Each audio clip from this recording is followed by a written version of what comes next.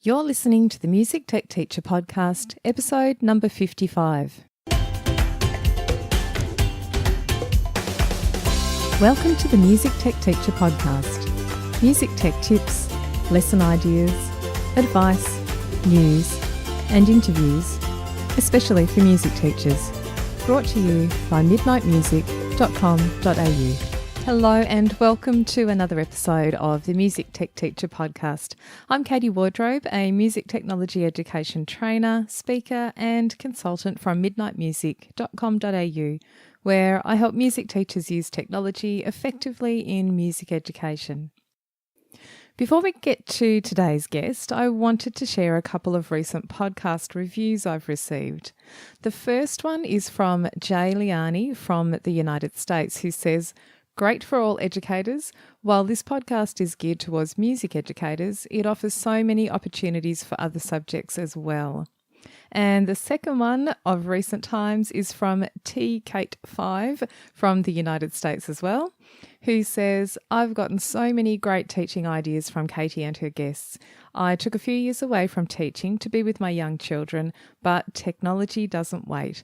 This podcast has helped me catch up with what's possible with technology in the music classroom and has opened my eye to so many possibilities. Thank you, Katie." As always, I really appreciate it when people make the effort to leave a review. It's so lovely to hear what you think about the show and that it's been useful or interesting. Now, in this episode, I'm joined by Elisa Janson Jones, who, as you will hear, is a music teacher that fits a lot into her life. We cover everything during our talk, from teaching to business management and productivity tips, and a whole lot more. If you want to follow up on the things we mentioned during our talk, you can head over to the show notes page for this episode at midnightmusic.com.au/55. Elisa Janson Jones is a full-time K-8 elementary music teacher and is the conductor of a community band in Grand Junction, Colorado. But that's not all. She's also a blogger, a book author, and the host of the Music Ed Mentor podcast. But that's not all. Elisa also works as a business consultant, helping small businesses with strategic planning.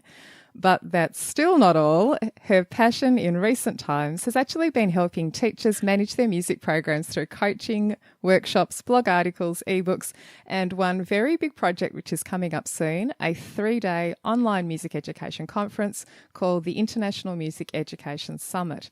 In her spare time, and I'm doing those air quotes at this point, Elisa goes mountain biking on the trails, spends time with her 3 very musical kids, and plays ukulele with her husband. Wow. So welcome, Elisa.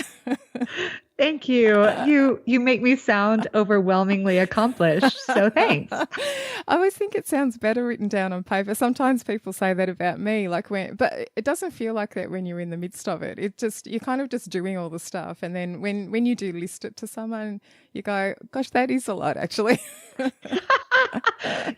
The amusing thing is that I finally, this week, started feeling like I have a handle on my to-do list. And that's crazy because it's like a constantly being added to-do list. Yeah. So to look at it and be like, hey, I'm actually like getting some things done. It's pretty cool. I really struggle with the to-do list thing because I have everything in a Asana, task management, and it is constantly rolling. It's never ending. And so what I do is for the day that I'm working, I actually take a Post-it note out and write down the 3 things that I just need to think about today. Because if I look in Asana, there's too many others that will freak me out. So yeah, it's too much. So tell me about the trails and riding. Is that an outlet for, sort of to get out? I don't know. For me, running is I need to get stuff out of my system somehow. And so I'm guessing that's similar for you. Oh yeah. It's part fitness. It's part keeping myself sane. It's part connecting with nature. But that was actually kind of what got me into this whole online realm. Was on my 35th birthday, 34th. Anyway, in 2014, I set a goal to do 1 trail per day for a year. Oh, and fabulous. That was part of because I know it was insane at the time, and looking back, it's still kind of insane. But at the time, I was serving this as the CEO and president of a Trails Alliance in Colorado, which trails here are huge. So it was this brand new nonprofit, and I wanted to be able to promote it and, kind of show my expertise anyway. And I'd been a triathlete and Xterra champion. And so I thought, why not? So that's actually how I started my very first blog, because I wanted to keep track of every day, and I wanted to write up a little something and add photos. And scrapbooking has never been my thing. I've tried it. I am not crafty. Okay. I'm not. And so I started my first blog, and it was my birthday gift. And for a year, I did a trail almost every day. There was like one day a month that I just couldn't do it. Like one day I was presenting at the governor's office in Utah, and one day I had surgery. So, I'm glad. That's how I got I'm very started. happy to hear that you actually took time off for surgery. I tried. I got in my trail in the morning. I went and had surgery, and then the next day, I was like, let's go get our Christmas tree. Like, hop in the Jeep, get out on the trail. And I got up, and my husband at the time was like, I don't know if you're feeling up to it. And I passed out on the kitchen floor. I tried to get out. I couldn't do it. I think you sound very much like me. I keep being told, like the world won't end if you just like stop for a minute, And yes, I once kept going through feeling quite ill and a big presentation and all this sort of stuff. And then the next day was admitted to hospital with a collapsed lung. And people around me are like, see, we told you, you could actually just stop for 5 minutes. So yeah, I'm trying to be more mindful of that. But that's really interesting. I was really curious about how you got into the online kind of stuff, because different things, it's for, different reasons for different people. Sometimes I find teachers maybe see other teachers are blogging and they're like, I wonder how you do that, and is it a hard thing? And so they might sort of have a go and start with a really a simple to use platform like Blogger, or I use WordPress even for my business website, and that's been fantastic. And it sort of leads on to that, oh, now I can see all the other things I can do with it. So that's super interesting. It wasn't the music education side of things that got you into it. It was just something else, a more leisure time thing. So that's really great. Well, I always see it as a tool or a solution. And if that blog was a solution for somebody, then that's what it should be. If a teacher sees that having, they really need a different alternative for getting things out to their students, or a place where they can keep all of their videos for their students to access, then maybe a blog is the right thing to do. Yeah, absolutely. And or want to help these teachers like you're doing. Yeah, and that was the reason I started mine. It was because I had written documents covering stuff that I wanted to share all the time. And then I thought how ridiculous it was that I was handing out these, or it was electronic at least, but it was me sending emails with attachments all the time. And it just became ridiculous. I'd give out USB flash drives in workshops. This is in like the olden days. And then, people would take the contents, give me back the flash drive for the next workshop. And it just seemed ridiculous. And I thought there must be a better way. And it dawned on me, of course, a blog, that's, exactly what it's for. And it's a central location for stuff, for information or news or whatever it is, tips. And yeah, it's such a great thing. So what platform did you use when you started that blog? Was that a WordPress one? I used WordPress, and then the first iteration, so I did that one on WordPress. And then when I got my master's degree and I started doing some business consulting, because I still had little kids at home, so I wasn't quite ready to get back into the classroom. But I thought, hey, I could, use these great business skills that I just got doing my master's. So I started my consulting site that way, and it was mainly just a, contact form. Contact me if you want information. Yeah. And then when I decided to turn to like the online course thing, then I still was building on WordPress. But then when I started the music ed thing, I actually built on Squarespace. And then I wanted to try Wix. So I, because it's the same as Weebly. Anyway, so I did that for my private lesson studio. So I've my goal has been to learn as much as I can about all these different methods for doing things, so that people don't have to like try them all themselves. I've already tried it all. Yeah. Yeah. right? So come to me and I will, you tell me what you want to have happen and I'll tell you the best way to go there because I've spent the time, money, I've made the mistakes. Yep. This is me as well. So let me just help you out here. Yeah, oh, that's good to know. And you've truly gone the gamut of all of the different platforms pretty much. So, yeah, it's good. And, I find a lot of them are very similar in what they do. And I often think or say to people, where do you think you might go with this in years' time? Because if it's just a lower key thing and it's just maybe a thing for 1 year of a class that you're working with, then, something like Wix and Weebly are fantastic because they're so easy to use and it's all kind of set up beautifully for you. But if you end up wanting to make it into a business down the road, you're probably better off with something like WordPress because there's so many plugins available and things you can integrate and add on. And then everybody in the world, all the web developers know how to use it and will help you out. So if you're looking for help, it's easy to find people and all of those things. So, yeah, so it truly depends on what you're doing. Yeah, I totally agree. And I told you I started my music ed, consulting stuff. I call it consulting stuff because it's just business for music teachers, right? Yeah. I started that on Squarespace, but I found some limitations with what I really wanted to do. That's why I switched it over to WordPress. Yeah. But now I'm going to put my business consulting back on Squarespace. Oh, so why? So, because I find that I have so many clients that want to do Squarespace and they don't know how, and so they feel like they're kind of limited and they want coaching through it. Some of them have Squarespace sites, but they don't know how to use it. So I'm like, let me just get in there and I will be able to make you little videos on how to do it and stuff like that. So yeah, that makes sense. And for that kind of thing, it actually does do everything that I want it to do. Yep.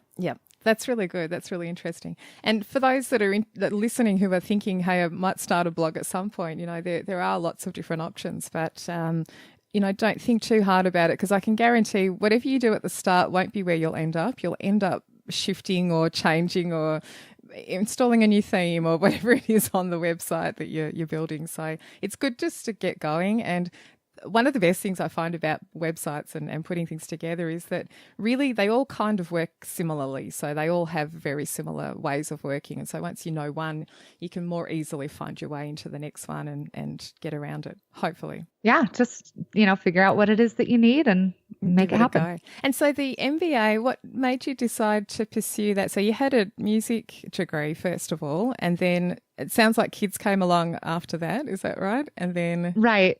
So I graduated with my bachelor's and was the first one hired in my graduating class.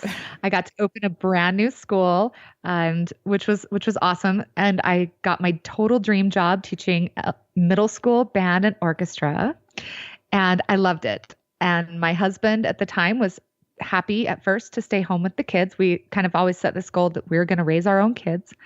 But baby number 2 came along right at the end of a school year, and so I got to be home with the babies, and he decided in those 3 months that I was way better at the parenting thing than he was. And so he would just go ahead and get his accounting degree and I could stay home with the kids. So that's kind of how that started. Oh, right. So the master's degree. So I always knew I wanted to get a master's degree. Both my parents have master's degree. My dad has his master's of music. He's a band teacher for like 44 years or something, right? And my mother has an education degree. She's also an educator. So I kind of went back and forth, like, do I want to do education? Do I want to do music? And I looked into all these programs and just nothing really fit what I could do with my situation. And then I got thinking, I've actually been running my own business with my private lesson studio. And most of what you do as a school music teacher is business. In fact, that's where a lot of teachers really end up failing and burning out, is not understanding the business aspects of the career. We get into it because we love music and we're passionate about teaching, but there's all this other stuff that we just are not set for. So my logic was, if I get my master's in business, I can, first of all, do it from home. I can do it relatively affordably. And then when I graduate, I can apply everything that I've learned when I go back to teaching full time. And I'll still get a pay raise, most likely, because of the master's degree, and I'll have a great education. So smart. I think looking back, like when I went to school, I wish that we had had some sort of compulsory business training at some point in high school or even at university. Because I agree, I was the same. The options when I was doing my bachelor's, you were either doing a composition, major, or performance of some sort, or education, and music therapy was the other one for us. And there was nothing sort of touching on business or any of those things at all. And when I started doing my own business stuff, it was just so overwhelming and baffling, and I had no idea what I was supposed to do, in inverted commas, and how things should work. And I still feel like sometimes that's the case. But you don't get much of that help as a music education major or music major generally. I don't think. Maybe things have changed now. I don't know. I haven't looked in detail about what people are doing in their degrees now, but I think it's really smart to do that because it can apply in anything you do. Then skills are relevant everywhere. It really does. And in music education, we use different terms for the same business things. Like we use recruiting, which is marketing, right? Or sales, and public relations is the same as advocacy, and fundraising is the same as sales. So there's a lot of overlap in the business world, and a lot of these things that we are, semi-required to do as music teachers, which again are the main pain points in music education careers. Yeah, absolutely. And so when did you start helping other music teachers? So obviously you were finding the skills useful for yourself. And then did it happen like, a friend rings up and says, hey, you're really good at that. Can you help me with that too? And then there's about 3 people asking you that. And then it bleeds into this another whole area that you could be doing. Well, for about 3 years, I just helped small businesses and nonprofits and thought I was just building my portfolio. And so now I actually have a pretty substantial portfolio of helping businesses and nonprofits and stuff like that. And then I realized I didn't like it. Well, because it was like I would get called up by an industry I was completely unfamiliar with. And so I kept getting feeling a little buried, and I would have to learn everything about that industry in 5 days, right? Yeah. So I thought to myself, where can I really apply this that I will feel comfortable, that I will feel like I'm an expert? And it came down to music education, because then I could not only use my expertise, but it's a field I'm passionate about, and it's a place where it's really needed. So that was kind of, it was like a come to Jesus moment, if I can say that. I'm a Catholic school teacher, so I have an inherent right to invoke the Lord's name. That's just what I'm saying. And how does it look? What are the sorts of things that you're doing with the music teachers that you're working with? What sort of areas do you focus on? I mean, obviously it's probably tailored to each person, but I'm guessing there's recurring themes. I get a lot of questions about funding because people just don't know where to go. And I've come up with some routes to make it super, super simple. And so sometimes people just need to hear that, yes, that can work in their situation. And yes, you already know what to do. Here's your encouragement to go and do it. Like it's the right thing to do, right? Obviously, lots of classroom management, lifestyle kind of stuff. So that's what my book was all about, is creating a lifestyle that makes this career sustainable for you. And that basically is the essence of something like 15 self-help books for entrepreneurs that I read yeah. and have applied and experimented with, and then distilled and regurged in music education terms. So that's what the first book is about. And then I just published the Band Booster Manual, or the Music Booster Manual too, which is an updated version of a lot of different resources as well. So, and I'm working on a grant writing book, of course. Of course you are. Tell us the name of the first book. It's called The Guide to Thrive. And I can't think of the subtitle right now. I could look it up. I did see it on Amazon, and it was a long one. It's long, I know, but I wanted it to be, you have to realize, first of all, it's for music educators, right? But it's basically creating the life and that you love for a career that you can want to be in for the rest of your life. I've obviously had some really great examples of lifelong music educators who have been mentors and important people to me, my own dad included. So. Yeah, my parents too were both music educators, and that's a massive influence in my life and upbringing, and seeing them also get quite burnt out with time and just the time that it takes to do everything. And they were very committed to doing a lot of stuff for no pay, really. Lunchtimes before school, after school, school musicals, never paid time really, and it was just all for the love of it, and which is so fabulous and a great environment to be in, but then you get to the point where it's not sustainable, I don't think, for a long, long time. And you need to sort of make it work for you and still be able to enjoy life. Because you don't have that in your head when you're doing your music degree. It's that thing of, I really love what I do and I want to help people. And you just don't realise that it can be so overwhelming and time consuming. Right. You got to have that passion for life is what it is. And Katie, I think that's what we have in common, why our to-do lists are so long, because it's like life is so short. How can we squeeze it all in? Exactly. Delegation, that's my new theme. Actually, I listen to a number of podcasts. I'm guessing we probably listen to a lot of the same podcasts of entrepreneurs and that sort of thing. And a number of them talk about having a word of the year. I don't know if you do this at all, like a theme for your upcoming year. So a lot of people in December will decide, for the new year, my theme or my word is going to be whatever it is. And sometimes it's a phrase, and I can never think of one because I don't want to commit to one thing. Like I can always think of 20. So, but I'm thinking maybe delegation should be my, my new theme for maybe the next half of this year. Oh yeah. I'm all about the big, year-long commitments to a thing, even as ADD as I am. I'm willing to admit that now. I realized it when I took on, because I have not been full-time in 3 years. I've only been full-time for 3 weeks because the band teacher at my school quit. So I have stepped in and I'm like Insta band teacher, which is fine because again, that's like in my genetic upbringing, right? Oh yeah. So my theme has been no excuses. Yeah, that's an excellent one. Except for a collapsed lung. That's that's what I know. But really, you have to get to that point before I'll use it as an excuse. Yeah, it's a good one to have in your head when you're doing endurance events. I really do find that too. And tell us about, so you've got ebooks that you've written, to help music teachers, but I know you've got some online courses as well. And I'm curious to know about the tech side of putting those together, actually, just because I'm always interested to hear how people do things and what they do and how hard it is or not.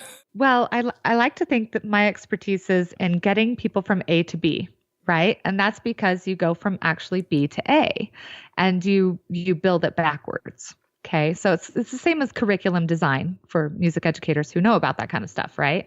So I think I start with an outline. I always start with an outline, and we start with what are the end goals. And I'm not sure if this is exactly answering your question. So then I just break it down into lessons that teach those specific goals.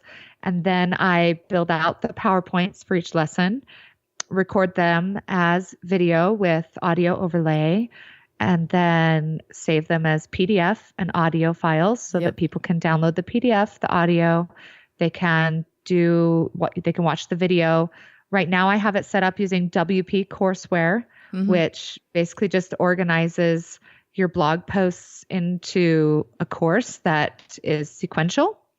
And then I have it gated using Wishlist Member. Yeah, excellent. Yeah. So did that answer all your questions? Yeah, that was fabulous. Yes. Very similar. That's the grant writing course. Yep, similar way to the way I work things too, although I'm using different tools now, but I was using Wishlist. So that's really good. And just for those listening, when you have an online course and it lives on your website, if you want to charge for that course and make it a paid course, you do need to kind of lock it down somehow. So it's password protected and so on. So that works by locking down certain pages on your website. And then once people sign up, they get access to those specific pages on your website. And yeah, it mostly works okay, but the setup is slightly painful, and that's when you're like, no excuses, keep going. Well, Get through. That's why I try everything, right? I want to know how to do everything kind of person. So I want to know all 6 ways to get your clarinets to not play flat, right? Because something's going to work for one kid and something's not going to work for another. So I also have some free online workshops, which are really just enter your name and email and you get a link to the page and the password for that specific page. So it's not like an individual user kind of password. It's just anybody who has a password to that page, and it's free gated content. So I'm not that concerned about protecting it because it's free. And then I also have a free email course. So you can see I've tried out multiple different ways of kind of doing the same thing. So the email course is called Burnout Busters, and it's things like affirmations and have you ever read The Miracle Morning? Yeah, I have. Yeah. Yeah, that's a good entrepreneurial book. Yes, it's a great book. Hal Elrod. He's a little bit, like, oh my gosh, but yes, fabulous and very inspiring. Yeah. So anyway, so it's kind of the same, Miracle Morning format. So here's a guided meditation. Here's your affirmations. Here's a yoga video specifically for conductors and music educators. So I do have those multiple options. Then, of course, the ebooks and Yeah, we'll link to these in the show notes for this episode, because I think it's great for people to just follow up and doing those things which are more health and wellness or mindset things is so important, and it's so often overlooked because it becomes like the last thing on the list to worry about, but really it probably should be the first thing. And there's a great quote from, I think it's the Dalai Lama or something about having time for meditation. And I'm really busy at the moment, so you need to meditate even longer, spend more time meditating because you're super busy, something like that. I'll have to look that up. It's a great one. I just know when I am standing in front of an ensemble and they're sixth graders and they will not stop making noise. It's not even that they're talking to each other. They're just making noise. And you're thinking, I have been doing this for 20 years and I am the supreme goddess in this classroom right now. And you are talking and making random noises, your ego gets all like flustered. So that's when the meditation practice comes in handy, because then, it's in that heat of the moment. But if you haven't trained for it, it's like trying to run a marathon with not even having done a 5K. But if you've trained for that kind of being able to shift your mindset in the moment, then all of a sudden you can be like, okay, I realize I'm about to lose it. I can control this. And then you flip the situation and it becomes something really positive instead of you blowing up at your students. Really good point. And works well also when you're in your home life too. And, your kids are doing that thing that they shouldn't be doing and they're doing it for the 17th time and just driving you nuts. Deep breath. Yeah. And the practice is really good thing. Really good thing. And I want to get on to the summit event, because that's the big thing that's coming up. But just tell us quickly about the podcast, because like you didn't have enough to fit in already, you decided to add a podcast in as well. Okay, so this is how this happened. And forgive me, my friend Steve, if you're listening to this. But my friend Steve owns a music store. We worked together in a music store in Salt Lake City, Utah for a long time. So he goes and buys his own music store, and he sees what I'm doing for music educators. And he's like, dude, I totally want to get into content marketing, but I don't have the time or the resources. Could we partner up? And we ended up not being able to partner up. Just we had different, outcomes that we really wanted to have happen. But he had this great idea to do a podcast, right? And I was like, wow, that actually is a great idea. My husband is a former cinema sound engineer, right? So we already had all this great sound equipment. And so I was like, actually, I could totally do that and do it with everything that I already have. And the only problem is that I didn't have a huge audience at the time. I mean, I do now, but I didn't then. So I thought, who shares my outcomes? And I came up with Smart Music. I have followed their blog. I've been a fan of Smart Music since their inception back in the late 90s. So I got in touch with their social media manager, Ryan Sargent, who is a fabulous human being and a presenter at the International Music Education Summit. Excellent. And they were totally on board and ready to go. So I produce it, they distribute it, and it's a fabulous partnership. And a great thing about it, I kind of wonder, because I don't get to see the analytics that they do. Oh, yeah. So I don't know how many people are actually listening and stuff. I do it anyway, because I do it for 2 listeners if it helps 2 people, right? Yeah. But then I'm presenting at the Colorado Music Educators Association conference, and I'm introducing myself, and I get to the slide, oh yeah, and I do this podcast, and I hear like 3 people gasp from the audience. And I was like, oh my gosh, what did I say? And they're like, I thought I recognized your voice. I was like, oh my gosh, people in my home state listen to my podcast. I've had the same experience. People coming up to you at events and going, oh my gosh, I listen to you every week. I just needed to say hello. And oh my gosh, can I have a selfie with you? And you just have like my have 10 seconds of fame. Oh yeah.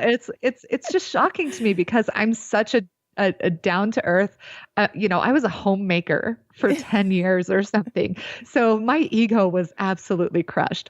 Anyway, so to have people be like, hey, we really like you. I'm like, really? Wow, that's fabulous. I know.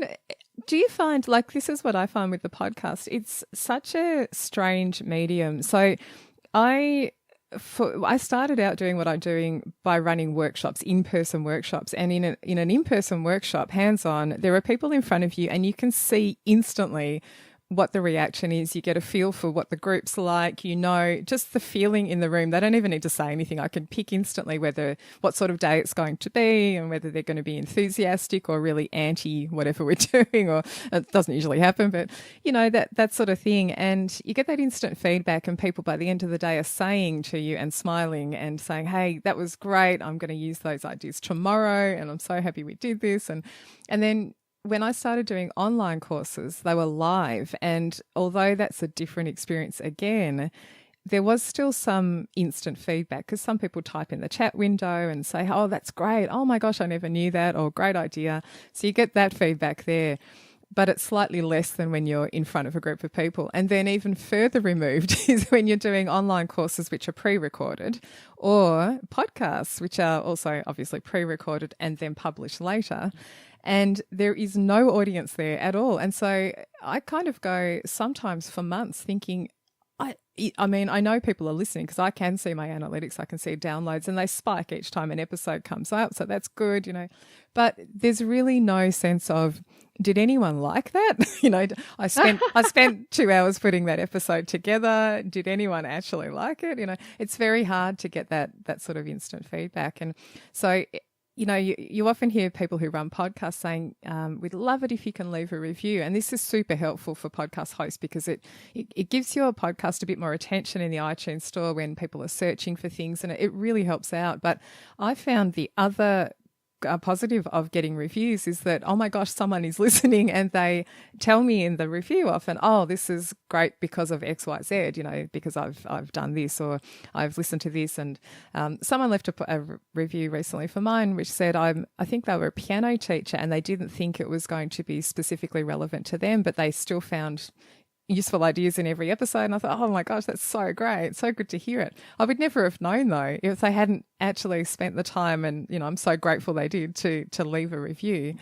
So it's a sort of a strange medium. And then I go to events as well and present live, and people say, oh, I've been listening to your podcast for months. Like, oh my God. Yeah, it is totally different. So yeah, please give us all feedback. Yeah, all of us podcasters, if you glean something good, and I throw it out there. If you want me to talk to something or talk to somebody, or you have something you want to learn that you're not sure how, or you want it done in 20 minutes, like shoot me an email. I can make that happen for you. Yeah, I actually sent an email to my list not that long ago saying, hey, anybody, do you have any topics you want to have covered in the podcast? And got some responses. So that was really good. Awesome. I'll probably do another one of those, or maybe every couple of months or so. But yeah, it's really good to just get some sort of feedback. So yeah, strange medium, but it's so much fun. I love doing the podcast thing because I love listening to them so much. And I don't know about you in your everyday life, but I listen to so many podcasts, and I've spoken about this before on this podcast about how much I've learned over the years simply from podcasts, and business ones, entrepreneurial ones,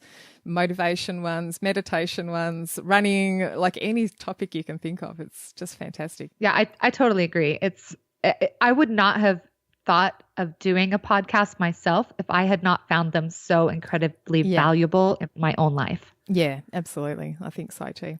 So I really want to talk about the International Music Education Summit. So, this is a big event that Elisa's taken on to organise, and I know how much work goes into these things. They are really big, and just juggling an event like this, not in an online format, because this is an online format. So, we'll just let everyone know that it won't matter where you are in the world. You can attend this from anywhere.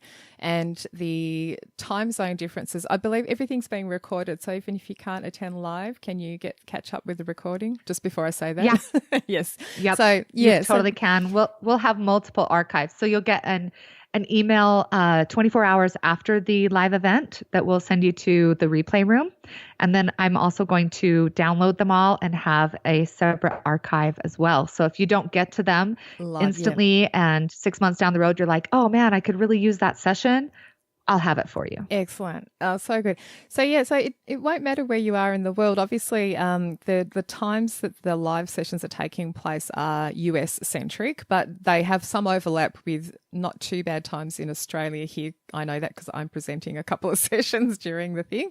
And basically, from a user point of view, you really will sign up, get a link to join your session and click through. And that's really as hard as it is. And so I think it's such a great thing because it's that don't need to leave home, don't need to pay for travel, don't need to organise accommodation, don't need to worry about food for 3 days, and you still get the same types of sessions that you would if you were going to an in-person conference. And I'm not saying that you shouldn't go to in-person ones because they are fabulous and all sorts of things happen which you can't plan for. But the online thing just opens it up for so many more people. So tell me how it came about. What was the first idea to have it? Okay.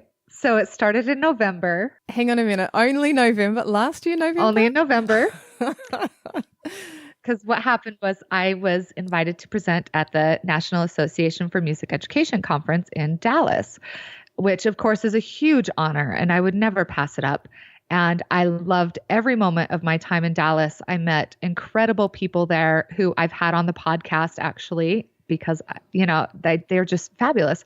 And it was an incredible experience. And I've, like you said, with live events, I've received so much great feedback. The problem was I had to take 3 days out of my teaching job, which part-time was unpaid leave, right? But my principal did compensate me for the registration and stuff like that. But still, I had to pay for the travel and staying at the resort where it's $215 a night. I'm not sure what that is in Australian money. Oh, that's way too much because we have to add on a third. So that's a lot. Exactly. And then you're already, it's at a resort. So it's on site. You have to buy their food, which is expensive. And I'm not saying you don't have to, but if you want to park there, it's $20 a day for parking. And if you want to go out for drinks afterward with your newfound friends, there's that. And so it just was this massive, massive expense. And the registration numbers were not anything mind-blowing either. So I was like, why can we not do a lot of this same stuff online? The technology's out there. It just requires somebody to organize it. Right. And then I got asking my friends, of course, I have lots of music teacher friends, how often can you go to a live conference? And even their state conference, not a national one, not an international one, but just the state one that's 4-hour drive away. They can only go one every 3 years or something because that's all we can afford. Yep. Even the Colorado conference is held at a resort. It's $150 a day to register, so it was just the expense to have professional development, which is essential for our growth in our career and subsequent pay raises. We can't pay for professional development if we don't get professional development. Yeah, there goes your pay rise. Development. So I was I loved it. It was an amazing experience. If you can go to NAFME, go to NAFME. It's awesome. But what about the people who can't? So I thought, you know what? I have the skills. I have the organizational ability. I have enough connections in the music industry. I have a very small, private practice consulting that could help pay for the initial expenses. And then it's just my time. So I got some other people on board. They mostly are for counseling purposes, to kind of help guide me into when should we have this thing? How should this be organized?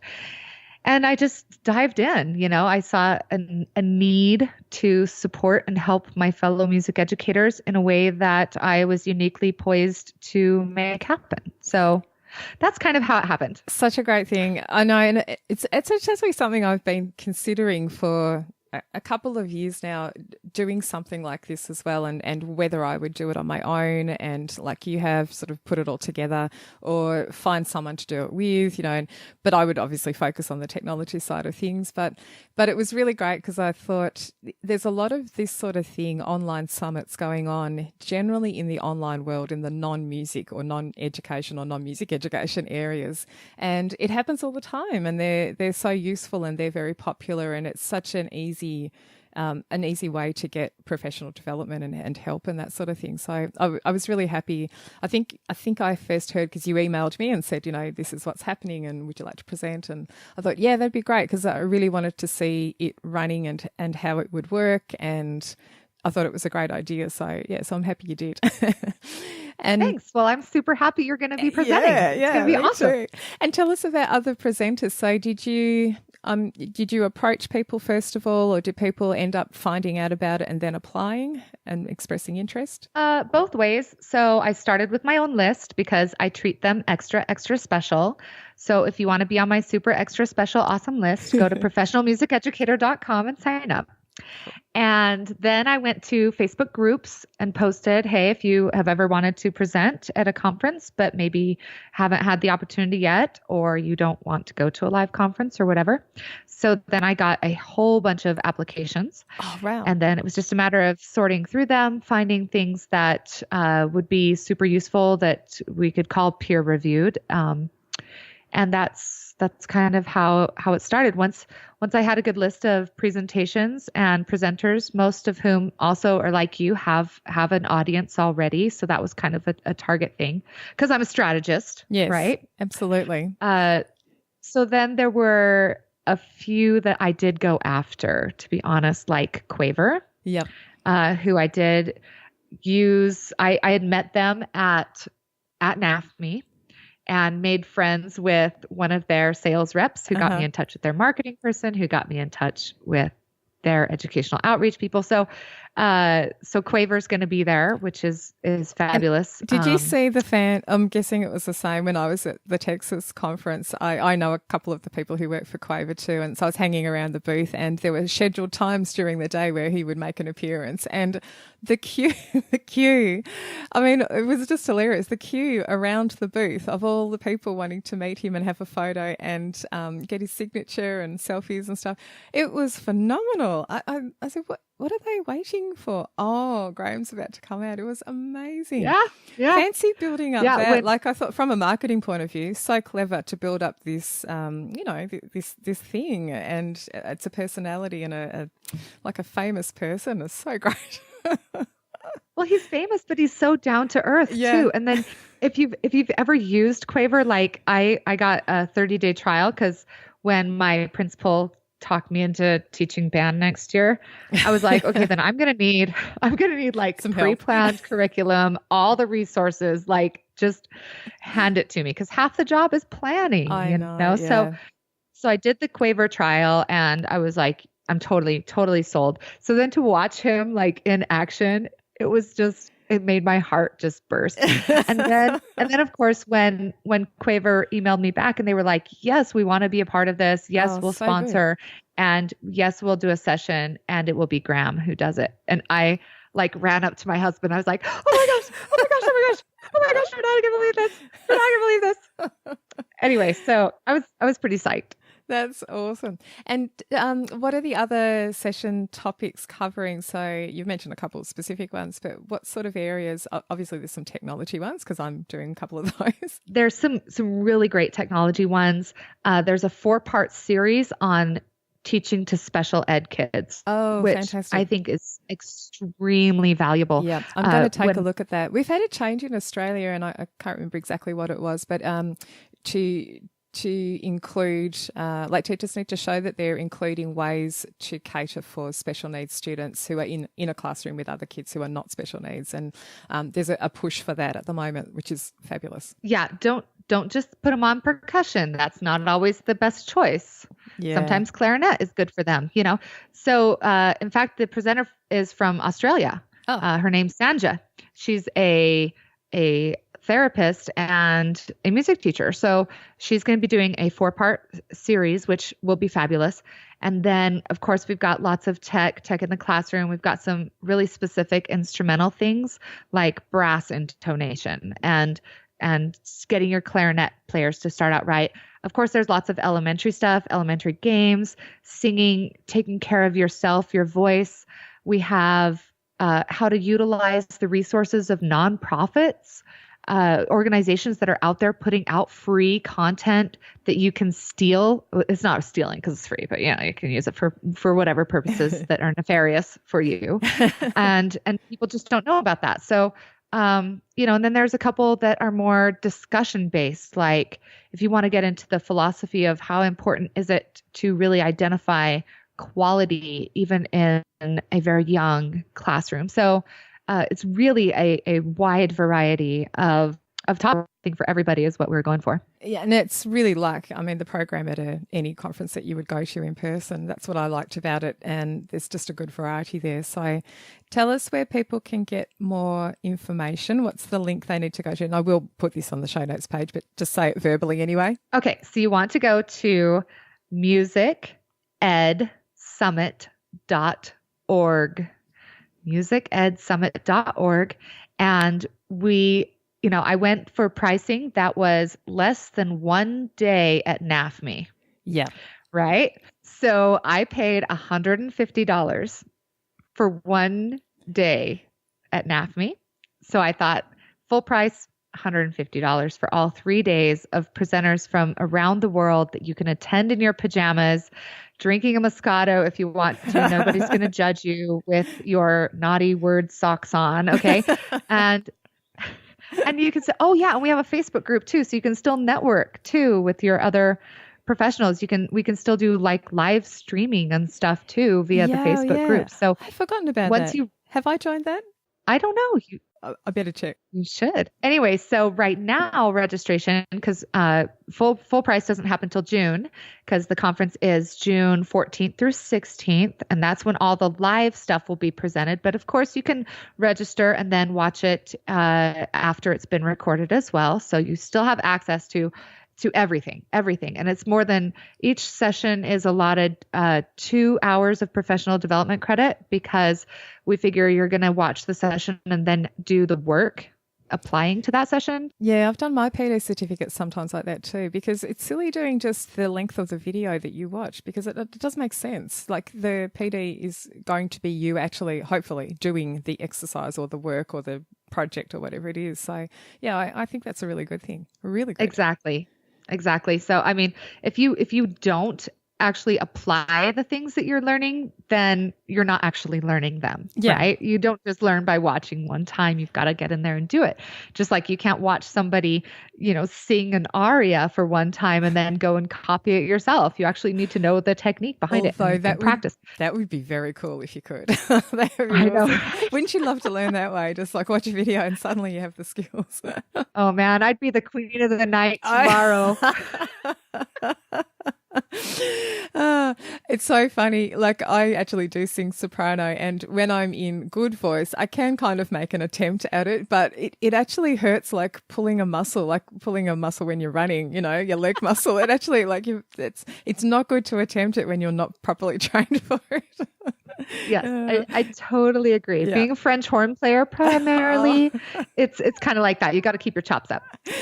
So anyway, right now the price is only $97. And do you want to offer your listeners a coupon code for 10% off? That would be fabulous. Yes, let's do that. Do you want to mention that verbally, and then we'll or do you want to say it verbally, or we can just put it on the page for the show notes? How about we just do let's do musicedsummit.org is the website, and use the coupon code midnight.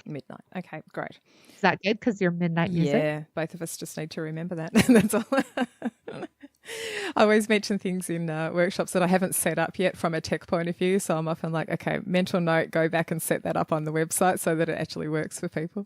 Oh, I'm on it right now. Okay, good. So yeah. Use the coupon code midnight and you'll get 10% off your registration. So you can get up to more than 60 professional development credit hours. And this is the other beautiful thing about the webinar system is that we can actually track who has watched what and how much. So it can be super accurate, which I think validates it even more for your organization, whoever's going to give you credit for that professional development. Yeah. No, it's really great. And so, so everyone, we're recording this, early May, but we're going to publish this very soon, hopefully in the next few days. And so that lower price is going to be available for some time. And so you can jump in and get it quickly before it goes up to full price, which is still even anyway a really decent price for 3 days of PD. So I hope everyone tries it out because I think this will be, something going forward which happens more often. And I mean, I'm hoping that this will be an annual thing if this works out for you. Maybe this is an annual thing that will continue. And I think it's going to be the way of the future, getting a bit of PD, this sort of style. I agree. I think I've put so much work into it at this point that reproducing it for next year, it's just going to get better. I know. We're going to do. That's the thing that keeps me going. Well, what I really want to do, I don't want to give too much information, but next year I want to do ensembles.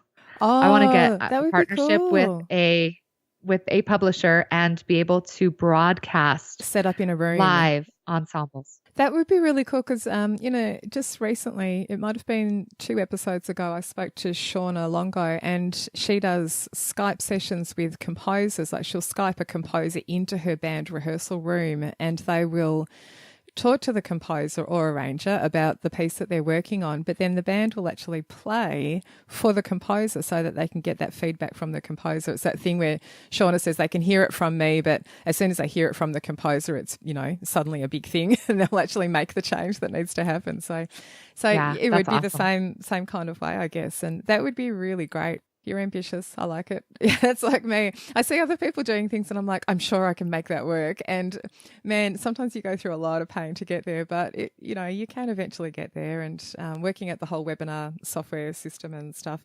I feel pretty comfortable in that because I've done it a lot over the years too. But I know some of the presenters, I'm guessing, are fairly new to it and it would be a different thing for them. But you've done so well.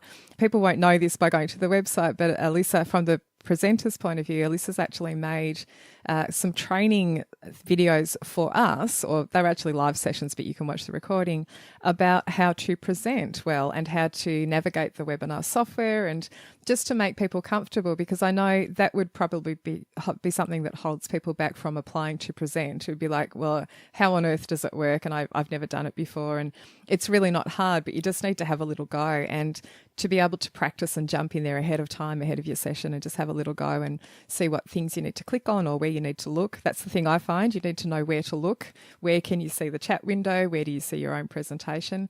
And once you've got that, it's actually no different to just talking to a room full of people. So I love it. It's good fun. Good fun. Thanks. And not to toot my own horn or anything, but NAFME got wind of me doing a presentation.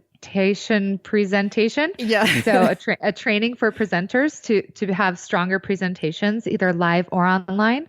So I'm actually going to be recording that same presentation for NAFME to distribute to their future presenters. So hopefully when you go to a national conference, you'll have an awesome presentation. Yeah, that's really great because there is such a variety of quality when you go to conferences. And I actually sometimes just choose to go to see sessions because I want to see the presenter present. It's actually not necessarily for the content. I just kind of want to see the way that they do things. And there's a massive variety. Let's just leave it at that.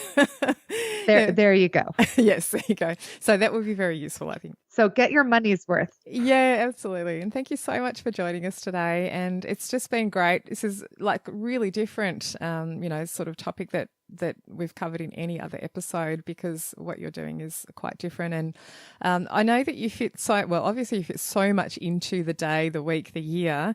And the last episode that I recorded, which just came out, I think, yesterday, was about productivity tips for teachers. Because when I asked, what do people want to hear on future episodes, that was one of the most popular ones. And I actually recorded 2 episodes, I don't know, a while ago. And so I made a third one just yesterday, or just recently, which was more productivity tips. So have you got 1 or 2 that you want to share? Something that you find really helps you? There's probably 17,000. Yeah, you're not going to want to do them. Most of mine are like that, I think, too. People hear me say what I do to make myself be more productive or feel more relaxed. And this is why I'm productive, or why I organise myself well, is because I don't like feeling that stressed feeling like, oh my gosh, I forgot something, or I'm running late, or what. I don't like that. So I put all these things into place to avoid that feeling. That's the strongest motivator. But then people say, oh my God, I can't possibly do that. Well, okay, don't. I know. No, it just comes down again to the same theme of need. When you truly need it, you will do it. So I actually just wrote a blog post about all the things that I've been doing, because when I took on teaching band full time, so now instead of working my 4 or 4.5 hours a day, I'm now there 8 or 9 hours a day. And I couldn't drop anything, right? Okay, to be fair, I did drop my private students. All right. Something had to go. That's what it was my private students. But I still am doing the Music Ed Summit. I'm still doing the podcast. I'm still writing blog posts. I'm still doing my vlog projects. I also stopped writing my book. I'm putting that off until after the summit. But anyway, so here are some of the things that I have done to be ultra hyper productive. Number 1, I plan out my day the night before. Yep. That was one of my ones. Yes, I know. How good is that? Because you have to start the day knowing already what you're going to do. You can't start the day faffing around. So I actually had that on my list too. So that's interesting. Awesome. That you agree with that one. Good. Yep. Yeah, that one. If I don't plan my day out, then I die from decision fatigue. Yes, I plan down which yoga routine I'm going to do in the morning. I plan what I'm going to wear, what I'm going to pack for school, when my nap times are, what I'm going to make for dinner, which commitments I have, so that I have it all planned out. And then I sleep so much more soundly because me too. I'm not awake at night wondering what has to be done. So yeah, that's one essential. And then, now you ready for the more crazy ones? That one's easy. So I also have a morning routine that I do every day. I meditate for no fewer than 10 minutes. I spend 5 minutes on affirmations, 5 minutes on visualization, and I journal every morning, in addition to 20 minutes of yoga and physical activity. So that's my little more miracle morning, let's say. And then I have started what's called polyphasic sleep. Oh. So I have trained myself over the last 3 weeks to sleep for 4 hours per night. So I go to bed at 11 and I wake up at 3. And then I take 3 20-minute naps during the day. Wow. That's interesting though. But if it works for you, that's cool. I know. And the first week was wicked hard. I had to quit coffee. I quit drinking, I quit everything, and really focused on nutrition and just sticking with this sleep schedule. Yeah. And now it's like 3 a.m. and I'm hyper productive, and it's like the magical time of day, which is why my to-do list is coming down, because you can't create more hours in the day, but you can create more wake time in the day to get stuff done. This is true. Yeah, I'm not sure I would want to take that on, but I think it's impressive. It's a bit like intermittent fasting for nutrition, People are always going on about it. I'm like, I find that particularly, that does not work well with marathon training. Like just after a marathon maybe, but, intermittent fasting is very hard to fit in with that. So, you've got to kind of work it for your time of life season. So the sleep thing, most people will just freak out about that. But Mozart did it, you look at really successful entrepreneurs, they're only sleeping 4 to 6 hours per day, So, and I find that I'm rejuvenated in a 20-minute nap. Like I do it during my lunch break. I close the instrument room door. I hope my principal's not listening to this. Anyway, but break. everybody knows. Miss Jones closes the door, and like for 20 minutes I just zonk out on the floor of the instrument storage room. Anyway, but so the sleep thing's a big one. I also eat the same thing for breakfast and lunch and snack every day. It sometimes rotates through like which fruits are on sale at the store, but I always do like nuts or meat, vegetables and fruits, and that's it. Yeah. And like my breakfast is always 2 eggs, an avocado, and some kind of fruit, usually an apple with some almond butter that I make myself. Yeah, I make mine too. So I do that, and then I have 10 dinners that I rotate through. Yeah. So it's just, yeah, that's same here. I actually discovered, I don't know when, but the decision fatigue was the biggest of everything, the biggest issue for me. And I just, by the time my kids go away on the school holidays, and by the time I get to that point, I am so exhausted. I literally just don't want to do anything. And so, but I have to survive the term time and get through that because there's so much to do. And the decision fatigue was the biggest issue. So that's why I do, and I mentioned in the previous episode about planning everything out, and I have a cycle of meals as well. So I have a 5-week cycle of meals, and there are repeats it's not like 5 weeks of different meals. Like we have Taco Tuesday every Tuesday. So, some are in there more high rotation and some are less, but it's planned out for 5 weeks or 2 months or 3. I've just got it repeating in a Google Calendar. So I can just print out the next whole month of meals and it's done. I don't think about it anymore. It's so good. It's so good. And I have a similar thing. I have a couple of breakfasts on rotation, and they might change for winter, and then a couple of lunches on rotation as well. So good. I just don't want to think about things. I need to spend it's crazy. my energy deciding things for business or work and, other important things like the kids, whatever. So, yeah. Exactly. Yeah. Exactly. I discovered myself staring at my closet and almost in tears because I was just frozen. Like I could not decide what to wear. And my husband's staring at me like, you are insane. And I'm like, I know I'm insane. Okay. This is not a question.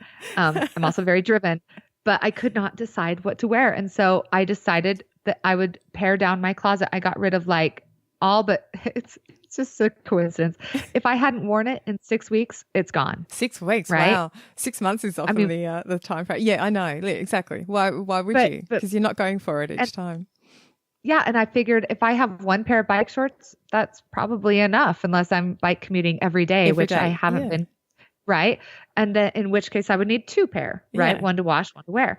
So I just went through that whole paring down thing. And then I used to have really long, luxurious hair and I decided to just cut it off because then I could go to sleep with it wet. I could shower at night, go to sleep with it wet. And in the morning, I have like this natural curl and then it's just messy, but I don't care. It's done. Right. Yeah. So let's see, I cut my hair. I pared down my wardrobe. I started sleeping 4 hours a night plus 3 naps during the day, eating the same thing for breakfast and lunch and snack every day, rotating through 10 dinners and planning out my day every night before.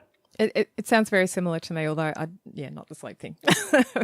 But yes, and interesting about the clothing decision making. Apparently, Barack Obama had the one shirt style. No, he had the one style of suit. He had a few of them, but it was the one suit, the one tie, and the shirt. Maybe there was multiple ties, so it looked like he changed. But he said, something about he didn't want to be getting fatigued with decisions about what he was wearing for the day because he really had other things to spend his energy on, like other important decisions in the day. So that it just makes total sense. You pick a uniform or a small number of outfits that you rotate through and it just takes away that pressure. I love it. It's great. Yeah, it's so much easier for men. Yes. To be fair. Yes. And I do like to be a stylish person and I don't like to look like, no offense anybody, but I don't want to look like a stereotypical elementary music teacher, I don't want people to look at me and think, oh, well, she's just the music teacher. I want people to look at me and think she is the music teacher, right? So anyway, that's just how I am. And it just turned out it's totally funny. Most of my clothes are black or gray. Yeah, I know. Well, mine are too. They're shades of, I have a few lighter shades, but a lot of dark navy blue and black. And sometimes I'm like, okay, I really need to like lift this a little bit. So I'll buy red top or something. Lift it up a little Yeah, bit. I have blue. I have like two blue, and then I have like a gold sequin thing that I can wear. Anyway, so We could talk productivity all day. Yeah, I we totally could. I think it's great. Make a small. I think for people listening, make one small change. Like, don't go and do.